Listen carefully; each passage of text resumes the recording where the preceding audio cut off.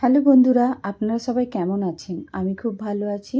এই কেকটা আমি কালকেই সকালে বানিয়ে নিয়েছিলাম। আমি এটা সুজির কেক বানাচ্ছি। তো সুজির কেক বানাবার জন্য আমি 2 কাপ ছোটো কাপের সুজি নিয়েছিলাম আর 1 কাপ চিনি নিয়েছিলাম। কেন কি আমি ম্যাঙ্গো কেক বানাচ্ছি, ম্যাঙ্গোটা আমার অনেক মিষ্টি ছিল।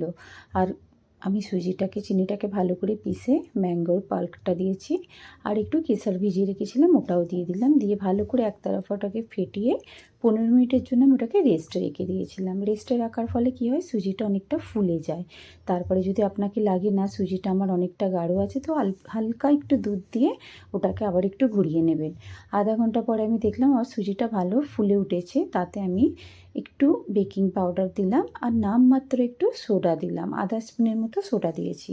দিয়ে ওটাকে এক তরফেতেই ভালো করে ফেটিয়ে নিলাম। নিয়ে আমি একটা বেকিং ট্রেতে একটু ঘি লাগিয়ে রেখে দিয়েছিলাম আর তার উপর দিয়ে একটা বাটার পেপার ঢেলে কেকটা যে ম্যাটেরিয়ালটা বানিয়েছিলাম ওটাকে দিয়ে ভালো করে ট্যাপ ট্যাপ করে নিলাম। না হলে না এর ভিতরে যদি হাওয়া ঢুকে যায় না, কেকটা ফেটে যাবে, স্পঞ্জি হবে না। আর উপর দিয়ে হালকা করে একটু ত্রুটি ফুটি দিয়ে দিলাম। আমি এটা কড়াইয়ে বানাবার আগে 15 মিনিট আগে থাকতে কড়াইটাকে প্রি হিট করে নিয়েছিলাম। 40 মিনিট রাখার পর একটা টুথপিক দিয়ে দেখলাম টুথপিকটা একদম ক্লিন উঠছে। তো আমার কেকটা বেনে তৈয়ার হয়ে গেছে। দেখুন কেকটা এত সুন্দর বেনেছে, আমাকে একটু মেহনত করতে হলো না, অটোমেটিকলি বাইরে চলে এলো। আর খুব soft spongy বেনেছে।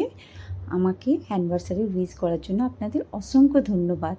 Thank you so much. আমার রেসিপিটা যদি আপনাদের ভালো লাগে আমাকে কমেন্টে জানাবেন। Bye bye. Thank you.